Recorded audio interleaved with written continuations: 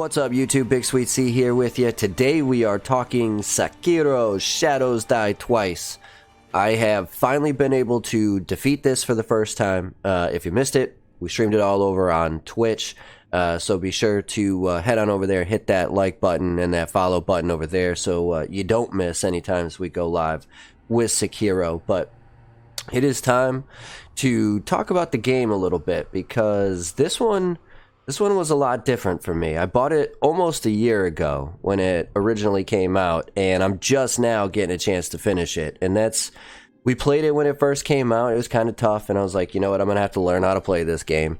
And we kind of came back to it, and we kind of played for a little bit, and we kind of took a break. We kind of played for a little bit. We took a break. Finally, I was able to just kind of push through it, figure out how to play the game, so to speak, and get through game one at least. There's at least another playthrough because there are some bosses I haven't beaten yet. So there's at least one other playthrough, maybe two, depending on how much of the stuff I can get through after that.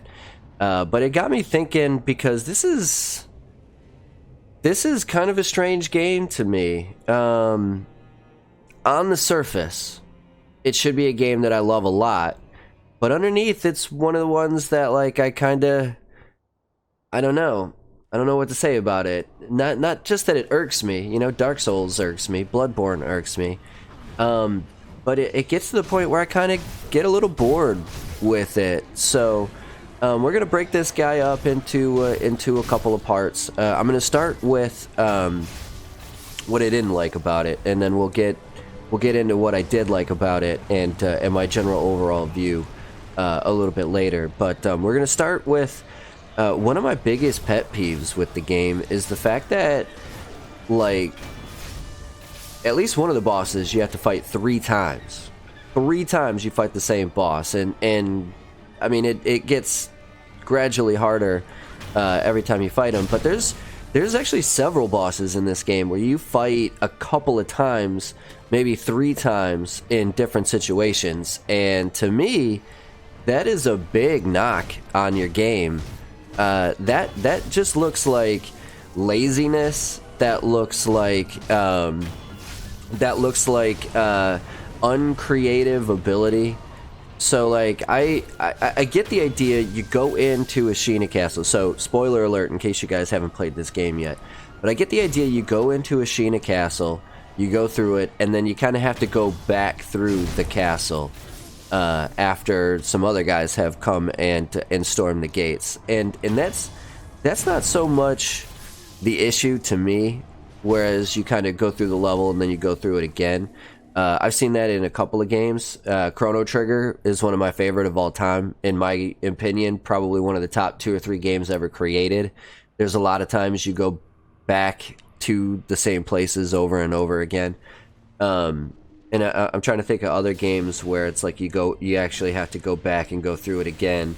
For whatever reason, Dishonored comes to mind, but I don't think, I don't know why I think that. But there's been games before that you've gone through the level and then you've had to replay the level again at a later time.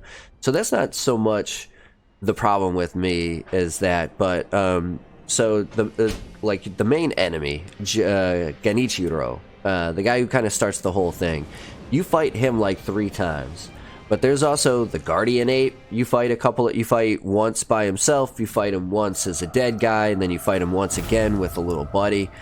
And then there's also similar enemies to him, the Headless. There's like 3 or 4 spots in the game that you can fight the Headless boss fight, which is exactly like the Guardian Ape fight. Which leads me to my next biggest problem is there's really only 3 boss fights in the whole game. I mean, there's like 15, 16, 17 boss enemies, but there's really only 3 fights in the whole game. There's every boss fight outside of the Forbidden Monkey boss fight and the Lightning Dragon boss fight to get the Dragon Tears. Everything else is block, counter, block, counter, block, counter. Every once in a while, maybe I use a special ability. Maybe I use my shield or my shuriken or my sharimbo to poison an enemy or something. But 99% of the fights are block, counter, block, counter, block, counter. And so it just got to the point where it was kind of repetitive after a while, and I was like, okay, well, you know what, we fought this guy like 4 times, I'm gonna pause it here, I'll come back later and I'll play him again later, type of thing. So it didn't really make me want to keep playing like Bloodborne or Dark Souls. Like in Dark Souls or in Bloodborne, you'd beat a boss, you'd get a little bit of ways, you'd beat a boss, and it'd be different enough that it would take you into the next stage of the game, and you would be like, oh, okay, I still have energy for this. Whereas Sekiro was more like, okay, we got a boss fight, and then another boss fight, and then another boss fight. But really all I'm doing is the same boss fight 3 times in a row. I'm still just blocking, counter, blocking, counter, blocking, counter.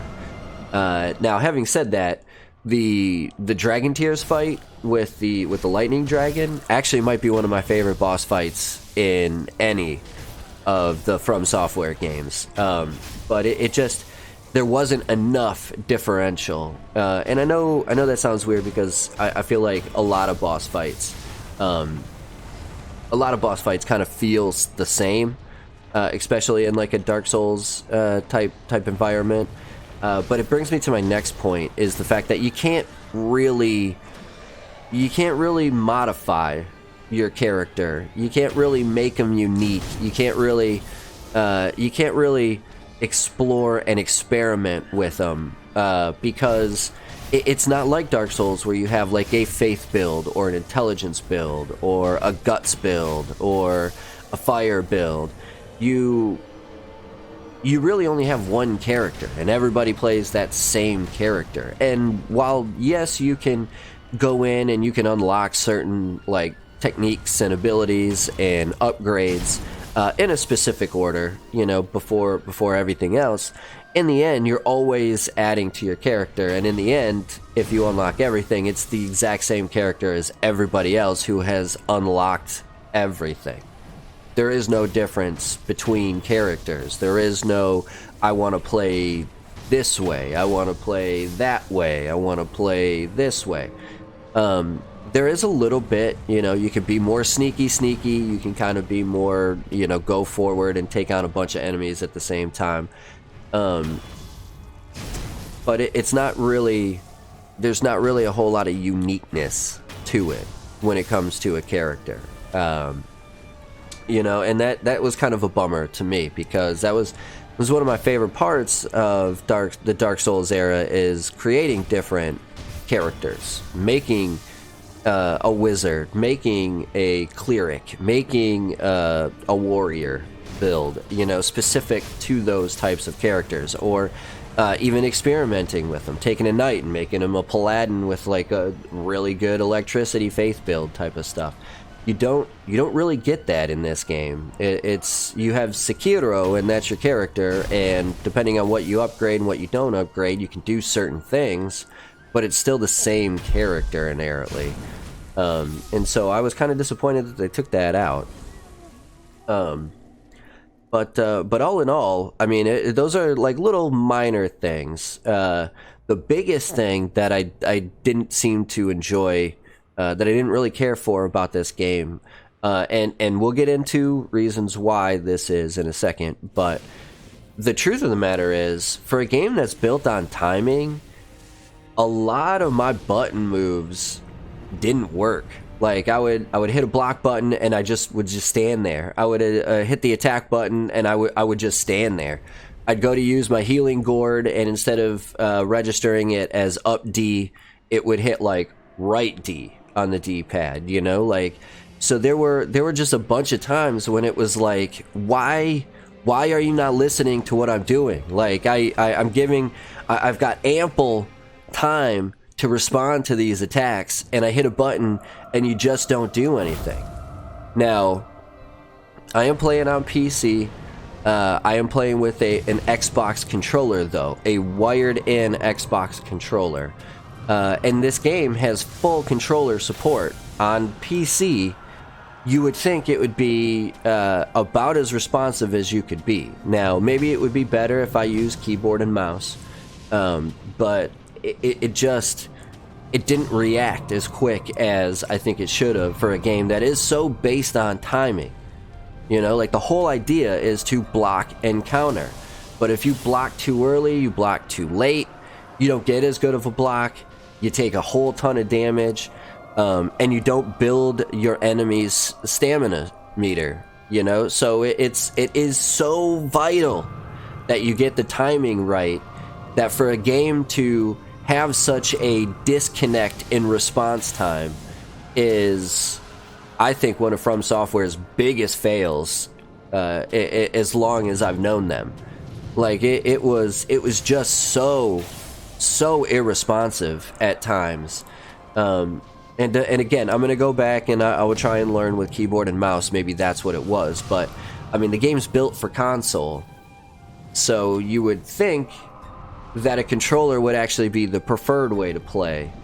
And not keyboard and mouse. But maybe I'm in the wrong. Maybe it was, you know, built for keyboard and mouse and they ported it to the consoles. I don't know. I was under the impression that it was a console game that was also available on PC. So I could be wrong in that aspect, but still doesn't take away the fact that I was highly disappointed in the technique, the actual execution of this game. That is easily my biggest complaint about this game, is the lack of response when you go to do something with your character. It was atrocious for most of the playthrough, and obviously it didn't hinder me. I was able to get through the game, obviously, but that doesn't take away the fun from the game. Maybe that's why I didn't play it as often as I probably should have, or maybe that's one of the reasons why I get into it and I'm like, do I really want to keep playing for a little while, or am I going to take a break and put it away? But that was my number one. That was my number one issue with this game, was the terrible response time from the Xbox controller, even though it was hardwired in to the PC. So that was my biggest complaint. But enough about the bad stuff. Let's get into the good. First and foremost, if you guys don't know, it is a samurai video game. The setting, the look, the dragon heritage, story lore, all fantastic. The characters are so fleshed out, so well designed. Beautiful looking game. Absolutely beautiful looking game. Super fun game mechanics when they work. I love the idea of the prosthetic that you can use to, like, ninjutsu climb yourself up there. You know, you can grapple onto things.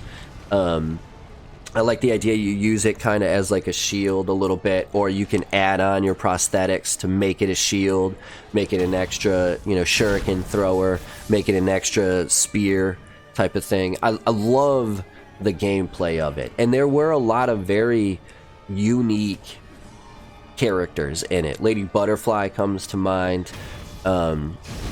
The lightning dragon, the dragon tears, the dragon heritage dragon. I can't remember his name off the top of my head. It's actually the boss fight that you're watching right now.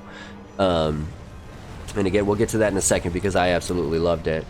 But the overall environment of the game was absolutely beautiful, really well thought out. And one of my favorite of any of the FromSoftware games. I loved Bloodborne's kind of whole modern, not modern, sorry, valedictorian Jack the Ripper era London. I love the idea of this kind of desolate area in Lordran and Lothric, these once mighty kingdoms that have crashed down into obscurity for Dark Souls. The one thing FromSoftware does better than anybody, I think, is they create a fantastic world environment, and they did an absolutely amazing job in this one. Probably my favorite setting of any of the Dark Souls from Software games. Now, I haven't finished Demon Souls. I've only played maybe a couple hours of it, so bear in mind, that it might change. But as of right now, Sekiro is definitely my favorite world environment.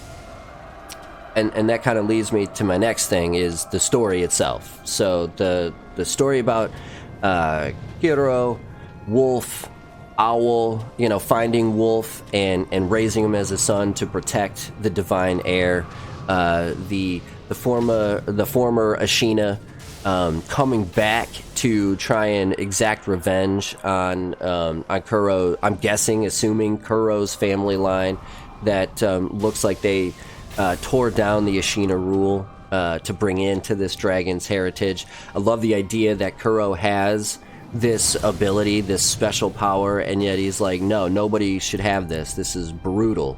This immortal life is absurd, and there's no way we need to end this terrible tradition. And so the lore of it, Emma is a fantastic, the little handmaiden, the sculptor. Owl is a fascinating character as well. Your dad, basically, in the game, who helps you out, gets you started, if you will. But there's also side characters. Black Hat Badger, a couple of the merchants are really cool. There's like another what looks like Shadow Warrior kind of walking around. You finally meet him at his end in Orin of the Waters boss fight. There's the surgeon who's looking for bodies and items throughout the game, and then there's the big guy who's looking for his pinwheel, his White Lotus flower. So there's a lot of cool characters, really great story, phenomenal. Wouldn't expect anything less from Software, but in this one they actually seem to have a story fleshed out, which is fantastic. There is no more fill in the blank speculation, and they did a really, really good story on this one. They did their due diligence, in my opinion, because it's a lot more fleshed out. It's like a full story as opposed to kind of fill in the blanks here and there. So I thought From Software did a fantastic job in the writing aspect, and overall, like I was saying earlier, for a game that I kind of get bored with after a little while, for that little while, I actually generally enjoy playing this game a ton. Like, I think it's really fun playing with the prosthetic tools and everything like that. I think some of the boss fights, when you first fight these guys, are actually generally fun boss fights. They do get a little repetitive towards the end, which is kind of a bummer, but the environment and the interaction with the environment is good enough to kind of give you some time in between. But there's just too many boss fights. There's no reason to have this many boss fights. It's kind of got the Dark Souls 2 thing going, where it's like, man, this is just extremely long for no real reason whatsoever. So I will kind of knock it for that a little bit. But overall, I do think this is a game worth playing if you're a From Software fan. It is, in my opinion, probably better than Dark Souls 2. I can't comment on Demon Souls because I haven't finished it yet, but I would put it above Dark Souls 2. I'd put it slightly ahead of Dark Souls 3 because of the originality of it. Kind of right now, I'd keep it at probably tied with Bloodborne. So you still got Dark Souls, the first one, up at the top. But then you kind of got this fight between Bloodborne and Sekiro for number 2 overall. I still kind of give the slight edge to Bloodborne just because you can make an arcane build, you can make a faith build, you can make like a strength build type of thing where you don't really have that with Sekiro. So the flexibility of different character designs, I kind of give the edge to Bloodborne. But in terms of story, the story of Sekiro definitely outweighs the story of Bloodborne. So they're right there neck and neck with each other in terms of which one I would think is actually the second best one. But yeah, it's definitely worth checking out. I am gonna knock it a little bit because again, I think there's just too many rehashed bosses, and the irresponsive controller I have to knock it for that. Even if it's supposed to be played with the keyboard and mouse, how bad the response time was with the Xbox controller, there's no excuse for that. There's generally no excuse for that.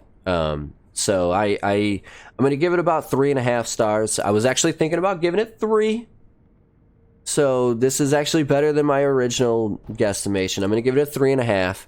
3.5 out of 5. I'll give it 1.5 thumbs up out of 2. So a very good game, definitely worth the purchase, especially if you can get it on sale. But just go into it knowing there are some issues with this game. There are some issues. There are with every game nowadays. You can never get a fully functioning game from the get-go. It's almost impossible, even after all the DLCs out, to get a fully functional game anymore. Because companies just don't care. They just don't care anymore. And so it was a little disappointing to see From Software jump into that same boat. But again, maybe if I go back and replay this and it's a lot better, maybe I change my mind. But as of right now, 3.5 stars, 1.5 thumbs up out of 2. 3.5 out of 5, 1.5 out of 2 thumbs up. Do yourself a favor, check it out if you can. If it happens to go free with Game Pass, or if PlayStation puts it out free on PlayStation Plus, or if you can get it on sale on any of the 3 consoles. Like I said, I have it on PC, but if you can play it on any of the platforms, I do recommend it. It's a good overall game and definitely worth playing. It's got its issues, and I just wanted you to be aware. Either way, that's going to do it for this one. BigSweetC, that's me, wishing YouTube, that's you. Wonderful day, night, morning, afternoon, evening, whatever time of day it might be. Long as you're watching, I'm wishing you a wonderful watching time. Sweetness, signing off. Peace.